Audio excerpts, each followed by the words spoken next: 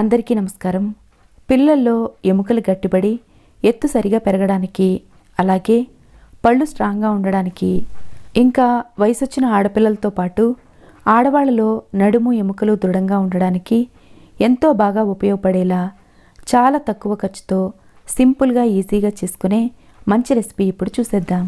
దీనికోసం స్టవ్ మీద అడుగు మందంగా ఉండే ప్యాన్ పెట్టుకుని 1/2 కిలో వరకు నువ్వులు వేసుకొని మంట లో ఫ్లేమ్లో ఉంచి కంటిన్యూస్గా కలుపుతూ వేయించుకోవాలి.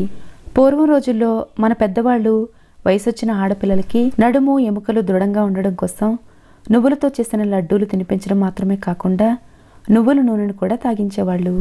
అయితే ఈ రోజుల్లో పిల్లల అభిరుచికి తగ్గట్టు ఇలా కొత్తగా చేసి పెట్టినట్లయితే ఇష్టంగా తింటారు. మంట లో ఫ్లేమ్లో ఉంచి అస్సలు పచ్చిదనం లేకుండా అయ్యే వరకు వేయించుకున్న తర్వాత స్టవ్ ఆఫ్ చేసి వీటిని పూర్తిగా చల్లారనివ్వాలి. అయితే ఇవి సరిగ్గా వేగాయో లేదో తెలుసుకోవడం కోసం కొన్ని గింజల్ని నోట్లో వేసి నమిలి చూస్తే అర్థమైపోతుంది. వీటిలో పచ్చిదనం ఉన్నట్లయితే టేస్ట్ అంతగా బాగుండదు. అలాగే ఏమాత్రం మాడినా కానీ చేదొచ్చే అవకాశం ఉంటుంది. స్టవ్ ఆఫ్ చేసుకొని పూర్తిగా చల్లారనిచ్చిన తర్వాత ఈ నువ్వుల్ని బ్లెండర్ జార్లో కానీ మిక్సీలో కానీ వేసుకొని చిటికెడు ఉప్పు వేసి మెత్తని పౌడర్లా గ్రైండ్ చేసుకోవాలి.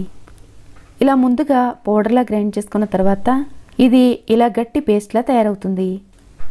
ఇప్పుడు మనం తినడానికి అనుకూలంగా ఉండేలా ఇది కొంచెం లూజ్గా అవడం కోసం ఇందులో దాదాపు 1/2 కప్పు వరకు సన్ఫ్లవర్ ఆయిల్ వేసుకోవాలి.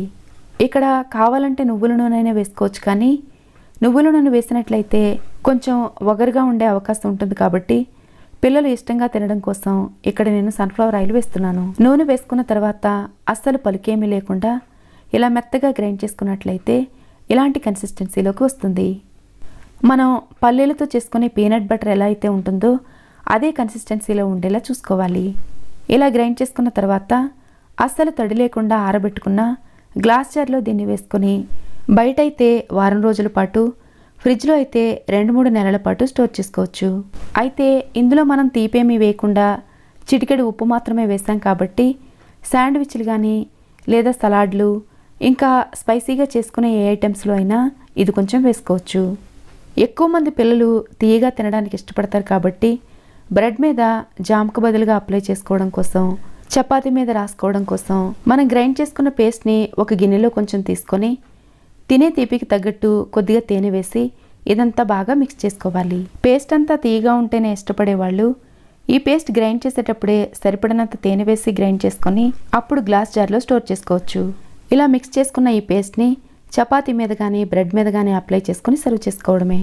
బయట మార్కెట్లో పంచదార ఇంకా ప్రిజర్వేటివ్స్తో తయారయ్యే రకరకాల జాములు కాకుండా తక్కువ ఖర్చుతో హెల్దీగా ఇలా ఇంట్లోనే ప్రిపేర్ చేసుకున్నట్లయితే పిల్లలు పెద్దవాళ్ళకు కూడా ఎంతో బాగా నచ్చుతుంది.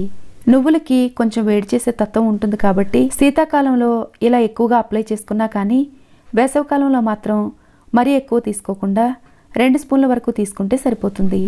చాలా సింపుల్గా ఈజీగా చేసుకోగలిగే ఈ హెల్దీ అండ్ టేస్టీ రెసిపీ మీకు నచ్చినట్లయితే లైక్ చేయడం మర్చిపోకండి. Thanks for watching.